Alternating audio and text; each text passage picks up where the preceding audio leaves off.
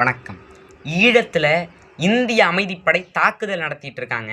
இந்த நேரத்தில் தமிழ்நாட்டில் இருந்த தலைவர் மேதகுவே பிரபாகரன் அவர்களுடைய மனைவி ஈழத்துக்கு தன்னுடைய பிள்ளைகளை அழைத்து கொண்டு வராங்க. இதை பார்த்து அடேல் பாலசிங்கம் என்பவர் மதிவதனி அவர்களிடம் கேள்வி கேட்கிறாங்க.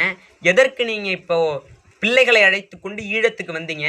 எதுக்கு இங்கே வந்து கஷ்டப்படுறீங்க? நீங்கள் அங்கேயே இருந்திருக்கலாம்ல அப்படின்னு பரிவுடன் கேட்குறாங்க.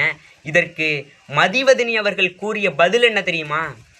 புறநானூற்று தாய் கூறும் பதிலை கூறுகிறார். என்னுடைய இன சொந்தங்களுக்கு என்ன கிடைக்கிறதோ, பல்லாயிரக்கணக்கான இன சொந்தங்களுக்கு என்ன கிடைக்கிறதோ, என்ன நடக்கிறதோ அது எங்களுக்கும் நடக்கட்டும்.